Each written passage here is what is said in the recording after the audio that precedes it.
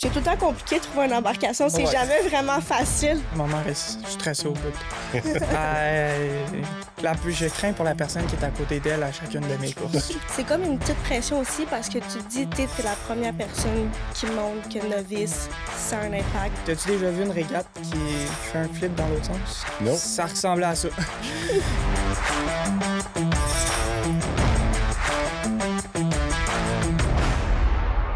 En compagnie d'Alice Caron du R13 Lucky 13 et Justin L'Espérance du R910 Hope Racing. Bienvenue dans le pit. Merci. Merci, c'est apprécié. Je pense que vous êtes le plus jeune duo que je reçois ici. C'est super le fun. Est-ce que la fougue de la jeunesse, c'est quelque chose, c'est un avantage aussi?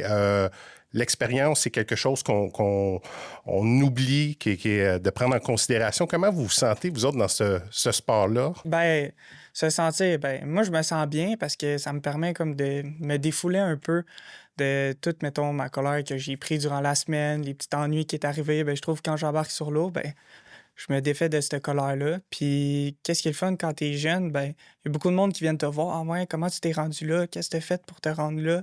Puis là, tu leur expliques tout ton parcours. Puis là, ils sont comme un peu avec toi, là, de tout cœur. Fait que c'est le fun, moi, je trouve. Moi, c'est un peu pareil comme Justin aussi. Quand ça arrive sur l'eau, j'ai plus aucun problème. C'est juste silence, c'est ça, c'est tout. Puis ça l'aide à, justement, pareil, de faire les colères, tout ce qui s'est passé dans la semaine.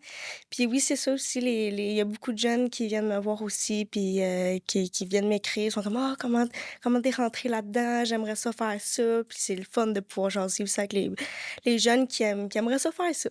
Là, vous entendez colère, ce qui se dit dans le cockpit reste entre vous puis le spotter ou...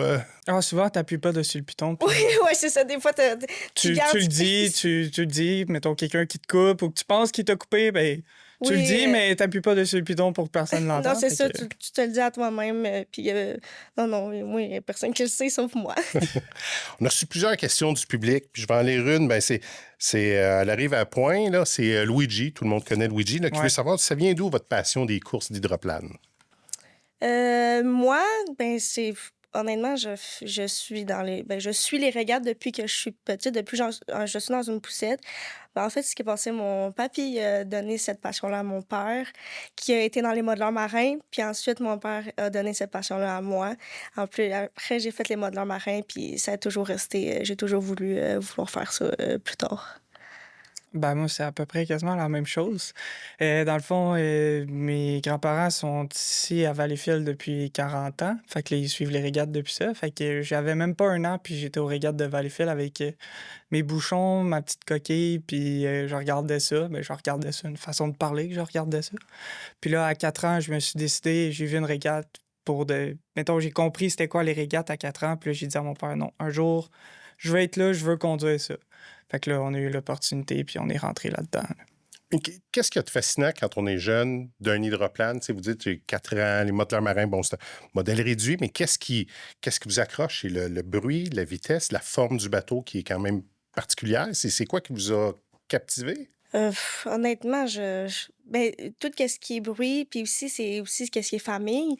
Tout le monde s'entend super bien, tout le monde s'entraide. Oui, tout ce qui est bruit, moteur, j'aime beaucoup ça, jouer avec la mécanique. C'est le fun, beaucoup de travail d'équipe aussi. Puis c'est l'adrénaline aussi qui vient avec, qui est très... t'en as besoin, là. Moi, je dirais plus là, présentement, mais à 4 ans, c'était peut-être le bruit, mais présentement, je dirais plus la physique. Là. T'expliques ça à du monde, je survole sur l'eau sans toucher vraiment à l'eau, puis on vole dessus planer dessus un tunnel d'air. Fait que là, t'expliques ça à du monde, ils sont comme, mais comment c'est possible? Puis là, tu leur montres des vidéos, puis là, ils trouvent ça d'un autre niveau, si on peut dire ça, là, parce que souvent, tu parles de bateau, OK, t'es dans l'eau, puis... Tu flottes, mettons, mais là, nous autres, on wave dessus les vagues, là, on surfe les vagues un peu, là, si on veut. Fait que moi, je trouve que c'est ça qui me passionne de ce sport-là. Je pense nécessairement, quand tu le vois, t'es captivé. Mais une fois que tu le pilotes, est-ce que vous êtes encore plus en amour avec votre sport? Oh mon Dieu, oui. OK. Mais surtout, regarder et en conduire une, c'est vraiment différent. C'est vivre l'expérience de conduire une régate, être dans une équipe de régate, pouvoir travailler sur une régate, c'est vraiment complètement différent de le voir. Puis honnêtement, c'est beaucoup mieux. Tu as beaucoup plus d'adrénaline. Tu as le goût d'y mettre ton cœur dedans. Alors que les regarder, c'est sûr que t'aimes ça, mais t'es comme, ah, ça serait le fun. Puis vraiment, c'est vraiment le fun. Plusieurs questions. Je vais t'inviter, Alice, à en piger une au hasard et à nous lire ça. Daniel Pelcha. Comment va votre apprentissage, entre parenthèses, pilotage, setup, bateau, et etc.? Ben, en plus, c'est mon coéquipier, hein. Fait que, Ouais, c'est ça, hein? ben, pour répondre à ta question, Dan, comme tu peux le voir, le moteur, ça va plus ou moins bien. Mais là, on a eu des bonnes nouvelles à Sorel. Là, ça va aller mieux. On va aller tester demain. On va en apprendre plus dessus notre nouveau setup, si on veut. Puis sinon, le pilotage, ça va bien. Là. J'ai pas conduit depuis Tonawanda l'année dernière. Fait que je suis peut-être un peu rouillé. On va mieux voir ça si notre moteur peut être performant, là. Moi, ça va bien. Pour vrai, mon apprentissage, j'apprends doucement, mais sûrement. Je prends le temps de connaître mon embarcation. Puis les setups aussi, à date, tout va bien. Puis on espère que ça reste comme ça. Tu es la première diplômée du programme Novice. À quel point c'est une fierté pour toi d'avoir 3 belles années, puis maintenant d'être la première à être passée par ce chemin-là, puis conduire un handboard? Oh, c'est énorme, mais je suis très reconnaissante de tout ça parce que sans les novices, jamais j'aurais pu arriver en formulaire. Puis pour vrai, c'est quelque chose de gros aussi. C'est comme une petite pression aussi parce que tu te dis, t'es la première personne qui montre que novice, ça a un impact sur les jeunes puis sur le futur du sport. Donc pour vrai, je suis vraiment fière de ça. Puis je serai jamais plus reconnaissante de ça.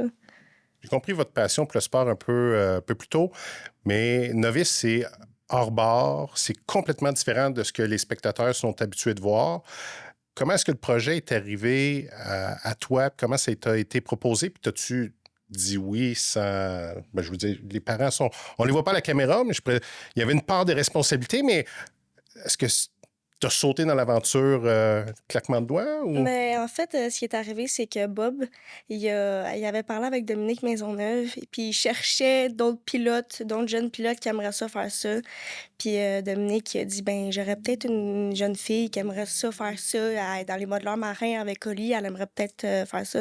C'est là que Bob il a contacté mon père, puis là, mon père m'en a parlé, puis moi, tout de suite, j'ai fait comme, oui, j'ai essayé de avoir une discussion de famille avec la mère, mais elle a dit oui, puis c'est comme ça que je suis rentrée dans les novices. Mais vous l'avez mentionné, c'est un projet de famille. Je veux dire, les parents qui sont aussi passionnés que vous puis sont toujours dans l'entourage, là, ça va pour toi aussi, Justin, ton père qui est avec toi. Ouais, mon père il est là, mais ma mère est stressée au bout. Je crains pour la personne qui est à côté d'elle à chacune de mes courses. Toi, tu étais trop vieux pour sauter dans le programme, le projet de novice. Ouais. Tu as quand même fait du hors-bord, ce qui est peu commun. Je pense qu'il y a peu de Québécois. Ouais. Comment ça s'est présenté à toi, cette option-là de piloter avant d'avoir un 2.5, dans le fond? Ouais, un 2.5 qui est rendu la formulaire. Là. Mais dans le fond, j'ai connu André Bergeron, qui m'a beaucoup soutenu là-dedans. C'est lui qui m'a montré ça, les hors-bord. Dans le fond, on s'avait connu au téléguidé en 2023, si je me trompe pas. Puis là, c'est ça, en 2024, fin 2023, j'ai eu la chance d'aller là-bas à Liberton, aller voir c'était quoi les hors-bord. Puis là, il m'a montré un peu, il m'a coaché.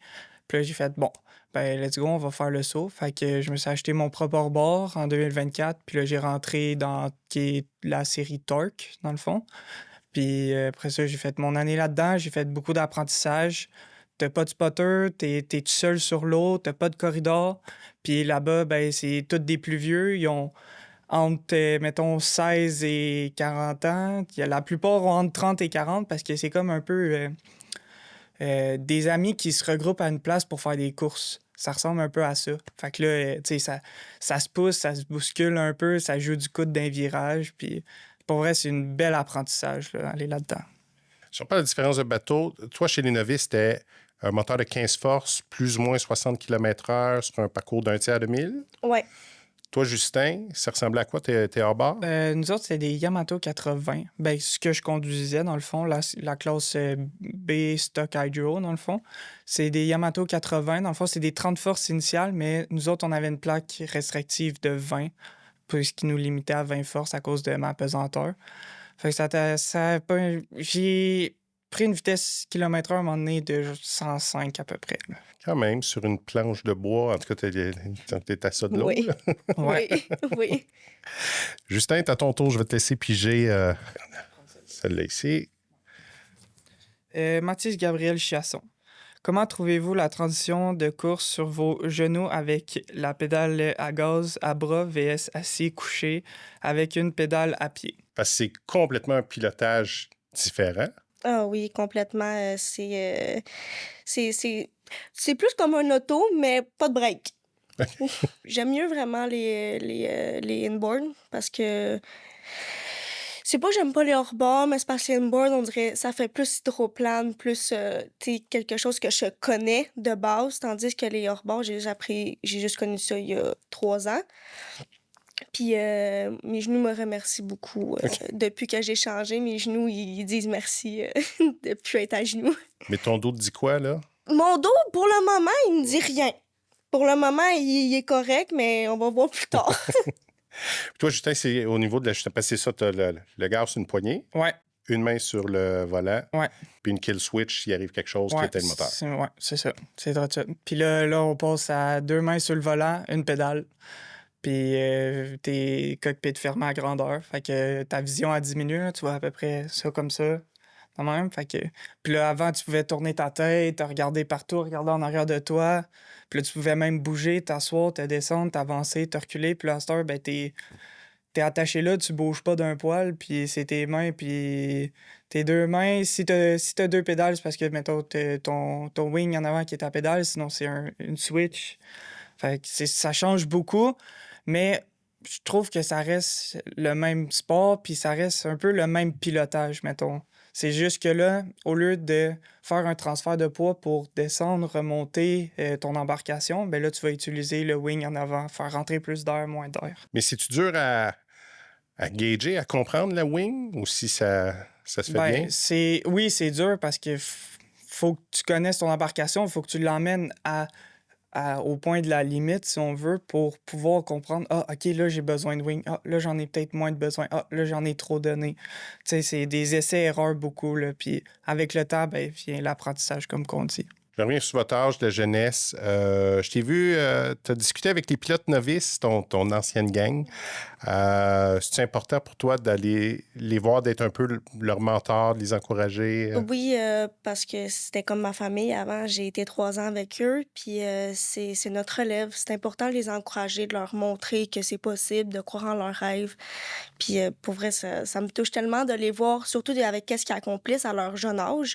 C'est quand même gros comme expérience, puis ils ont besoin d'encouragement des plus vieux. Vous étiez un bon groupe de jeunes filles en novice. Là, tu es la seule en classe inboard. Sens-tu que tu as soit un rôle, tu sais, Stéphanie Blain à l'époque, qui était une belle inspiration pour les jeunes filles, sens-tu que tu as un peu ce rôle-là qui te revient, puis es-tu à l'aise justement d'inspirer les jeunes filles, les jeunes aussi, mais... Oui, vraiment, ça me touche. Puis oui, il y a des filles qui viennent me voir pour me dire « Oh, c'est fou ce que tu fais. Moi, je serais jamais capable de faire ça. » Puis je veux montrer aux jeunes filles que c'est possible, puis qu'il faut pas que tu te laisses abattre par les garçons. Ça veut pas dire que les autres, que eux, ils ont peut-être plus d'adrénaline, ils sont plus willing, on va dire, que toi, tu pourrais pas l'être autant qu'eux. C'est important de montrer que ça veut pas dire que je suis une fille, que je peux pas te montrer de quoi je suis capable. Il y en a jamais eu beaucoup, mais Stéphanie Blain, on l'a nommé, a eu du succès. Kelly Shane a eu du succès. Anne Fitzgerald. Absolument, les femmes qui sont dans le sport, ça a été des beaux modèles pour les jeunes filles. Je vais te réinviter à piger encore. Vas-y, Alice. On a 3 choix. Stéphanie Blain. Qu'est-ce que vous trouvez le plus challengeant dans votre nouvelle catégorie embarcation? Le plus challengeant dans notre... Ben, moi, je dirais de comprendre l'effet du wing. d'emmener ton embarcation, mettons, à la limite, puis là, de pouvoir commencer à gager avec ton wing, de comprendre qu'est-ce que ça fait au niveau de ton embarcation, comment tu fais rentrer d'air, moins d'air, qu'est-ce que tu vas faire d'un virage avec, tu sais, est-ce que tu dois le baisser, le laisser là, tu sais, moi, je trouve que c'est ça comme l'aspect de plus que ça l'emmène de faire ce saut-là en inboard. Oui, c'est vrai que c'est plus challengeant parce que c'est sûr que c'est pas la même embarcation. Puis c'est aussi qu'il y a plus de choses à savoir dans un inboard que dans un hors-bord. Dans un hors-bord, c'est plus facile à comprendre qu'un inboard parce qu'il peut y avoir différents problèmes. Dans un hors-bord, c'est moins compliqué. Puis c'est ça qui est plus challengeant, vraiment comprendre ton embarcation à 100%. Quand on se magasine un bateau ou une place, ça marche comment, là? Je sais que toi, c'est l'ancien bateau à Vincent Laberge, l'ancien Stéphane Racine. Y a-t-il des choses que vous vouliez au niveau de l'équipe? Ça fonctionne comment? Est-ce qu'on cogne à la porte de la maison des régates? Bonjour, je veux une place. Ça marche comment? Ça serait le fun. Ouais, Ça serait le fun que ça soit comme ça, mais non, il y a plusieurs démarches à suivre. Souvent, il y a des listes d'attente pour avoir la place dans le circuit, comme qu'on peut dire. Ouais, c'est Ouais. ça, avoir une place. Ouais, puis souvent, tu sais, mettons, comme nous autres, on avait appelé en 2024, puis là, ils nous avaient mis dessus la liste d'attente. Fait qu'on était dessus la liste d'attente, puis là, ben, le bateau à Vincent, on l'a vu qu'il était disponible. Fait que là, on a appelé Vincent, parle, jase avec lui, s'entend pour un prix, poignée de main. Là, on doit... Après ça là, c'est dans les mains de la HRL. Fait que souvent, ça veut pas dire que tu vas l'avoir l'embarcation parce qu'il y a peut-être du monde avant toi dans la liste d'attente. Fait que, ben là, nous autres, je pense qu'il y avait une personne, mais qui voulait pas l'embarcation. Fait que là, ça l'a tombé à nous autres. Fait que là, on a eu l'embarcation, puis c'est ça qui est devenu. Mais je sais pas du côté d'Alice comment ça s'est passé. Ben moi, c'est sûr que j'avais plus une priorité, vu que j'étais déjà dans la HRL. Fait que c'est sûr que j'étais au-dessus de la liste selon des personnes qui étaient pas dans la HRL puis qui voulaient embarquer là-dedans. Ça a été plus... c'est sûr que c'est tout le temps compliqué de trouver une embarcation. C'est Ouais. jamais vraiment facile d'avoir une embarcation. C'est sûr que c'est ça, justement, il faut beaucoup parler, il faut parler avec un peu plus de monde.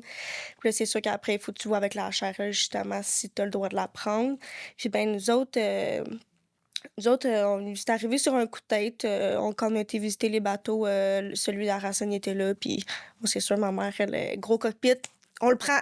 On le prend, ce bateau-là. Puis, ben, c'est ça a vraiment été ça notre décision. Puis, ça s'est fait super bien après. Je reviens un peu sur votre âge. Tu sais, les régates, c'est un sport qui est centenaire. Ça fait 86 ans à Valleyfield. Les jeunes comme vous, vos chums, monsieur à qui vous travaillez, vous allez à l'école, à quel point ils sont intéressés à ce sport-là? Est-ce qu'ils sont jaloux ou est-ce qu'ils suivent? Est-ce qu'ils veulent suivre vos traces, vos chums? Comment ils voient ça, les régates, eux autres? Ben, c'est sûr qu'il y en a... Ben, moi, je sais qu'un de mes amis est vraiment jaloux. Puis la preuve, il y en a une cette année. Fait que, Ben, il est pas jaloux parce que son père a coursé. Puis là, cette année, on s'est comme un peu rapproché avec ça. Fait que c'est super le fun. Mais sinon, non, mes amis, ils me suivent beaucoup. Puis là, ils sont comme, aïe, c'est hot. Mais il y en a, comment je pourrais dire ça? Il n'y en a jamais un qui me dit « Ah, j'en voudrais une un moment donné. » Mais il y en a souvent qui me disent « Ah, j'aimerais ça essayer ça. » Moi, je trouve que mes amis sont avec moi, puis ils me supportent, puis ils me suivent, puis ils m'encouragent là-dedans. Là. C'est vraiment le fun. Moi, j'avais des amis qui connaissaient pas vraiment ça. OK. Quand je leur avais parlé de ça, ils étaient comme « Ah, je connais pas. » Puis c'est grâce à moi qu'ils ont commencé à connaître ça. Puis eux autres aussi, ils me suivent beaucoup. J'ai des amis justement qui connaissent ça, puis qui sont comme « Wow, Alice, c'est fou ce que tu fais, surtout que t'es la seule fille. C'est incroyable de faire ça. Genre que t'as la force de faire ça. Puis aussi, t'es willing de faire ça, là. T'es wild, là, de vouloir faire ça. » Puis j'ai des amis qui regardaient pas vraiment ça. Puis là, maintenant, ils regardent souvent toutes mes courses. Ils sont comme « Ah, j'ai vu à la télé, je t'ai regardé. » Puis ils sont vraiment fiers de moi, puis ils me supportent dans ce que je fais. Ça fait quelques fois que tu utilises le mot willing, tout ça. Qu'est-ce que vous avez appris sur vous autres là-dedans? Est-ce que vous avez sorti de votre coquille? Vous sentez-vous plus déterminé, fonceur? Je sais pas. On sent que ça fait ressortir des bons côtés de vous autres. Pour le moment, c'est sûr que là, je suis un peu plus sur mes gardes pour plus apprendre à connaître mon embarcation, mais c'est sûr que oui, quand j'étais en hors-bord, go, ça fonçait, puis tu pensais pas vraiment à ce qui pouvait arriver après. Tu fonçais, t'étais comme gaz au bout, puis il arrivera ce qui arrivera. Ben, moi, l'année passée, c'était un peu ça. tu y en donnes, tu relâches, t'es pas sûr, tu sais, beaucoup de wings, oh non, on y va, non, tu sais, c'était comme beaucoup d'hésitations. Puis là, à Valleyfield, on dirait, je savais qu'il y avait beaucoup de monde qui m'encourageait, qui était là. Puis là, on dirait qu'à partir de Valleyfield, c'est là que ça a décloché. Puis ça fait, OK, je comprends un peu mieux, mais il faut quand même que je reste sur mes gardes. Je suis quand même en ma première année. Ça fait pas longtemps que je pilote mon embarcation. Puis tu sais, il y a même d'autres mondes qui m'ont dit, tu peux pas connaître ton embarcation après un an de pilotage, c'est impossible. Parce que tu as toujours des surprises à chaque week-end qui arrivent, les conditions changent tout le temps, tu pas vu toutes les conditions encore. Fait qu'il faut toujours rester de ses gardes, mais ça vient avec l'expérience, tu sais, veux pas. Un peu plus tôt, vous avez dit, bon, on est plus jeune, les gens viennent nous voir. C'est qui vos mentors? Vers qui vous vous tournez pour avoir des trucs, des conseils, Ben, c'est sûr que la première année, il y a beaucoup de monde qui veulent venir t'aider. Fait que tu prends un peu de tout le monde. Mais après ça, tu sais, ça se place. Tu sais, puis là, tu fais comme un peu ton bout de chemin de toi-même. Puis là, après ça, ben là, tu commences à connaître des personnes, tu te mets proche avec du monde. C'est comme nous autres, on est bien proche avec Marc Lalonde. Fait qu'on s'entraide beaucoup ensemble. C'est sûr qu'au début, ta première année, il y a beaucoup de gens qui veulent venir t'aider. Tu sais, les gens sont là pour venir te voir. Si tu veux, tu peux faire ça. Mais c'est sûr que nous autres, notre mentor premier, c'est Dominique, parce que c'est sûr qu'on fait partie aussi de son équipe un peu. Puis, mais c'est sûr que c'est tout le temps le fun. Tu sais, les gens viennent t'aider. Puis ça, c'est tout le temps. C'est comme une famille.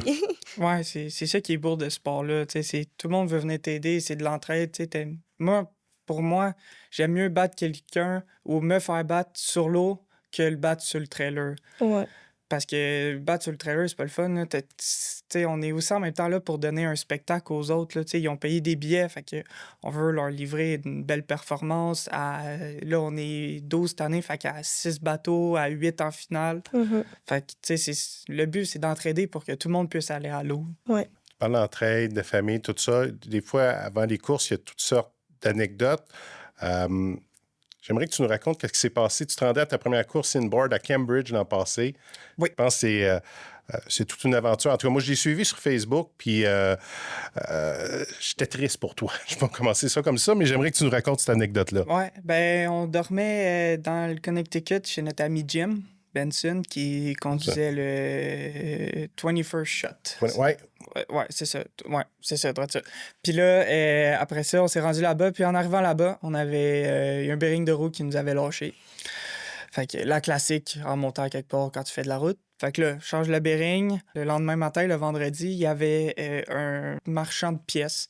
Puis il vendait kit complet, hub, bearing de chaque côté. Fait qu'on a fait, on va changer ça. Ça va être fait, on va être bon pour 2-3 ans. Fait que là, on les change, je pars dans l'État de New York. On était à côté de New York. Là-bas, on était dans le trafic, ça freine. En réaccélérant, on venait juste de passer un viaduc en plus. En réaccélérant, l'essieu passe en dessous de la régate, puis la régate, elle s'est mise à lever de même. Fait que moi, je me suis reviré. Puis T'as-tu déjà vu une régate qui fait un flip dans l'autre sens? Non. Ça ressemblait à ça. Ça ressemblait à ça. J'ai vu le gouvernail en arrière, j'ai fait « Oh, ça, c'est pas bon signe. » Puis là, après ça, les mésaventures qui commencent. T'es en plein milieu de l'autoroute, ta régate est en plein milieu du chemin, plus d'essieu de sa remorque. Fait que là, t'es comme, est-ce que ça a shaké beaucoup dans la régate? La régate, est-tu correcte? Le trailer, le trailer était fini. Fait que là, après ça, appelle un towing pour te sortir de l'autoroute. Là, c'est comme ça que ça marche aux États-Unis. T'as un towing qui te sort de l'autoroute, puis après ça, tu t'arranges. OK. Fait que là, appelle des compagnies en leur expliquant. On a même essayé de louer un long trailer U-Haul pour mettre notre trailer sur le trailer U-Haul, puis s'en aller à Cambridge, pareil. On a parlé avec du monde de Cambridge qui avait peut-être des remorques, mais là, on était en plein milieu d'une route. Fait que, oublie ça. Comment tu veux transférer un bateau sur une remorque? Faut être une gang, là. Ouais. Fait que non, c'est ça. Puis finalement, on a pris une remorque, on l'a ramenée chez notre ami Jim, qu'on avait genre 1 heure de route de fête. Puis après ça, une semaine après, on est retourné la chercher avec un trailer plat, puis un winch. Fait qu'on l'a monté sur le winch avec l'autre trailer, puis on a ramené ça. C'est ça de l'équipe, j'imagine, des aventures rocambolesques de même? Oui, ça a pas mal soudé l'équipe, là. Je pense à mon père puis Stéphane qui ont fait la route pour aller rechercher le bateau, puis qui sont revenus, là. Ouais, 12 heures de route juste pour aller chercher un bateau. Puis en plus, c'est comme 2 trailers montés plus une régate sur le côté, là. Fait que c'est un beau convoi. Oui. Alice, je vais te réinviter à piger. Tu as le choix l'avant-dernière ici. Aurélie Poirier, quelle course avez-vous le plus hâte de faire cet été? Je pense que c'est une réponse unique. Hein? Ouais. Ah oui. Je pense que c'est pas mal Valleyfield pour tout le monde. Tu sais, Valleyfield, c'est comme gagner le championnat. Là. Mhm. On s'entend que tout le monde veut gagner Valleyfield. Là. Fait que pour moi, c'est Valleyfield. Puis sinon, une autre course que j'aime faire, j'aime bien Sorel. Cette année, on n'a pas coursé. Parce que moi, j'appelle ça un peu le mini Valleyfield.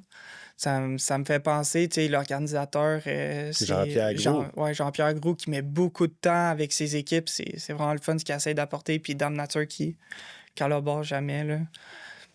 Ouais, moi aussi, c'est Valleyfield. C'est sûr que c'est comme la ville natale de ça. Puis c'est tout le temps, tous des gens que tu connais de proches.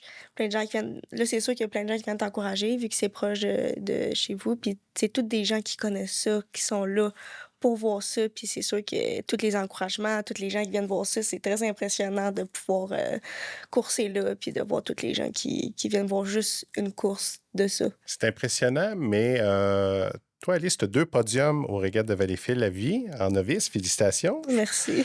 Comment est-ce que tu as vécu ou quel souvenir tu gardes de ces 2 podiums-là, de ces courses-là particulièrement? De très belles expériences. La première année que j'ai coursé en hors-bord, j'ai gagné une deuxième place. J'étais vraiment fière de moi, de ce que j'avais fait, parce que c'était une première année. On s'attend jamais à vraiment des grandes choses, mais c'est sûr que dans la classe, on était tout nouveau, tout en apprentissage. Mais ça aussi, ça a été comme c'était quelque chose de gros. Je me suis dit, première année, un podium en plus à Valleyfield. Puis ma troisième année, je savais pas que Ciné avait sauté le départ parce que nous autres, on le sait pas. On n'a pas de Communication, spotter, ouais. fait que tu le sais jamais. Puis là, moi, c'est sûr que là, il y avait beaucoup plus de compétition avec Médéric, Noémie. Les compétitions étaient très fortes. Avec Oli aussi, c'est sûr que là, c'était un peu plus dur. Puis là, moi, quand je suis revenue au bar, mon père qui me fait un signe de trop, je suis comme non, je suis 4. Elle me dit non, Ciné a sauté le départ. Là, c'était la folie. J'ai commencé à avoir des larmes de joie parce que je me suis dit, ma dernière année, puis j'ai réussi à gagner un podium à Valleyfield. C'est Valleyfield quand même. Là. Oui, bien, c'est la mecque des courses. C'est là que tu veux performer. Et Justin, toi, ta première course de qualification à Valleyfield, tu l'as gagnée. Ouais. Je sais pas comment, mais j'allais gagner. Rémi qui prend feu à la ligne d'arrivée, puis les pénalités de Luca qui nous ont permis. Tu sais, mon père m'avait dit, parce qu'on s'en doutait un peu de la pénalité avec Luca, qu'il avait comme coupé la bouée au premier virage avant le départ. Fait qu'il m'a dit, tu sais, Luca, il s'en venait, puis en plus, on n'avait pas mis une bonne hélice. Fait que ça allait super bien, ce hit-là. Puis non, c'est ça, il me dit, Luca, il s'en vient, occupe-toi pas de lui, je pense bien qu'il y a une pénalité. J'ai fait OK. J'ai laissé sa place, il a passé. Je me constatais juste dessus ma deuxième position. Puis là, mon père qui me dit en sortie de virage, il me dit, va à l'extérieur. Et Rémi, il boucane. Ouais. C'est comme ça qu'il me dit, il boucane. Fait que là, j'ai fait, bon, OK. Fait que là, on passe. Puis là, par la suite, c'est là qu'on a su qu'on avait fini premier. C'est comme si on venait de gagner Valleyfield. Là. On était tous contents. À quel point ça a chassé les papillons pour le reste du week-end? Je présume qu'il y a une certaine excitation parce que c'est Valleyfield, mais là, on gagne, fait qu'on se dit... Ben, c'est sûr qu'il y avait une excitation après ça, mais là, tu sais, c'est comme le monde souvent, tu sais, le monde comme, il a fini premier, il va refinir premier encore. Fait que là, t'es comme... Tu peux te mettre un petit stress, mais tu sais, je me disais, une course, c'est une course. La prochaine course, ça va se passer complètement différent. Nouveau corridor, nouveau personne qui conduit avec toi. Fait que tu sais pas comment ça va se passer, là. Non, c'est ça, c'est vraiment... C'est tout le temps différent. C'est justement des nouvelles personnes avec qui tu conduis que tu n'aurais pas conduit avec dans le premier heat. Ben, ça peut être des personnes plus compétitives. Fait que c'est sûr que t'en profites quand que tu gagnes un hit. C'est sûr que ça fait des papillons. Puis là, quand tu retournes dans l'eau, c'est sûr que là, t'as comme plus le kick de « Oh, je veux gagner encore ». Mais c'est sûr que là, t'es comme... On avance, puis on voit aussi que ça va nous mener. Toi, ça a été une expérience différente. Le 10 juillet, vendredi matin, as-tu fait un X sur le calendrier en disant « Premier hit, Tim Board à Valleyfield ». Tu vas-tu le savourer comme tu l'as savouré en novice? Honnêtement, oui. Parce que c'est sûr que c'est gros, c'est quelque chose. Pareil pour ma première course à Cambridge, j'ai fait que savourer mon moment puis de dire « Oh, je vis l'expérience, vis-la à fond.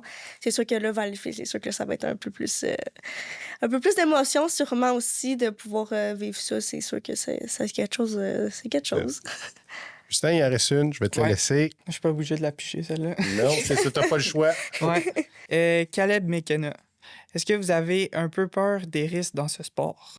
C'est sûr que oui, tu sais, c'est sûr que c'est pas c'est un sport extrême. C'est un sport qui est quand même assez dangereux, mais c'est sûr que quand tu vas dans l'embarcation, tu penses pas tout le temps au risque qu'il y aurait si ça arrive.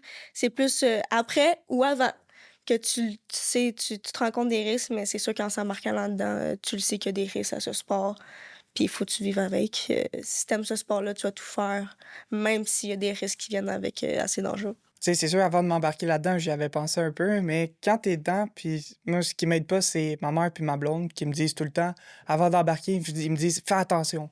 OK. Mais c'est là, c'est tout le temps là que ça me dit « Ah, OK, oui, je vais faire attention ». Mais sinon, quand je suis concentré, j'écoute ma musique avant, je pense plus ou moins au risque, mais j'ai toujours ma petite voix quand je suis dans le cockpit qui me dit « Oh, là, il est peut-être temps que tu lâches ou que tu donnes plus de wing parce que ça se peut que ça parte. » Puis souvent, des fois, tu sais, t'es pris entre deux queues d'eau, puis là, t'es comme ça va pas passer. » Fait que là, t'es comme « OK, ben, faut que je cède parce que ça passera pas. » Tu sais, c'est comme, faut toujours que t'écoutes ta petite voix intérieure, là.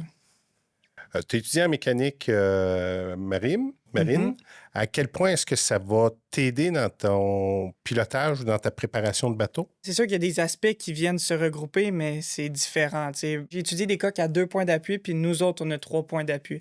Fait que c'est différent. Les moteurs, tu sais, un moteur, ça reste un moteur autant diesel que essence. C'est sûr qu'ils ont des points particuliers différents, mais ça l'aide un peu, mais il y en a beaucoup à apprendre dessus les récaps. Puis toi, aimes-tu te mettre les mains dans la mécanique, jouer Ben dans le oui. moteur? Oui. Honnêtement, oui, avec mon père, j'aime ça. Puis aussi, j'apprends parce que c'est sûr que moi, je connaissais pas vraiment ça avant. Puis mon père, il m'aide à comprendre un peu plus parce que moi, je veux apprendre, je veux vouloir aider dans le moteur. Puis c'est le fun d'apprendre des nouvelles choses, surtout en mécanique. C'est quoi vos rêves là-dedans? Est-ce que c'est gagner Valleyfield? Est-ce que vous voyez long terme dire je veux me rendre en Grand Prix? Est-ce que vous vous projetez loin ou pas? Ou... Moi, c'est sûr que ça serait de gagner Valleyfield, mais c'est dans le long terme, puis même gagner un championnat, tout le monde veut ça. Mais dans le long terme, la classe, je dirais pas Grand Prix parce que tu sais, c'est sûr qu'il te faut sponsor, argent, ça Oui. coûte cher un Budget. Grand Prix, budget, temps. Mais la classe, la nouvelle classe Pro Hydro, les V, les 7 litres, les GNH, peu importe comment on les appelle, moi, je trouve que c'est une classe très intéressante qui est en développement, puis ça serait un bel objectif à avoir de se rendre là. Moi aussi, je me vois loin dans ce sport-là. Je suis encore très jeune, donc j'aimerais ça faire ça longtemps. Puis c'est sûr que les VIG aussi, tu sais, ça va devenir une très bonne classe. C'est sûr que c'est entre le Grand Prix et l'Hydro 350. Donc c'est sûr que le budget il est mieux, mais moi j'irais plus en Hydro 350 OK. parce que la compétition est vraiment féroce. Tu sais, c'est compétition, même si c'est juste un heat, c'est pas une finale. Tu vas te sentir comme en finale. Moi j'aimerais ça aller en Hydro 350. Puis là, qu'est-ce qu'on peut vous souhaiter pour 2026? Qu'il y ait des finales à Valleyfield puis qu'ils arrêtent de mouiller? Parce qu'à Cambridge Ouais. puis Sorel, on n'a pas été gâtés. Non, ouais. Ouais, une finale à Valleyfield, ça serait le fun. Puis sinon, du plaisir en famille, avec les amis, avec les fans qui nous écoutent, nos amis, nos concurrents, puis un peu tout le monde, puis de la performance, c'est sûr. Ouais, avoir bien du plaisir, c'est ça le but. Moi, ça va être plus connaître mon embarcation, apprendre à gérer tout ce qui est sur l'eau, parce que c'est pas la même chose, mais vraiment beaucoup de plaisir. Alice, Justin, je vous souhaite vraiment du plaisir. Je nous souhaite du plaisir. Merci d'être passé dans le pit. Ben, merci. Merci.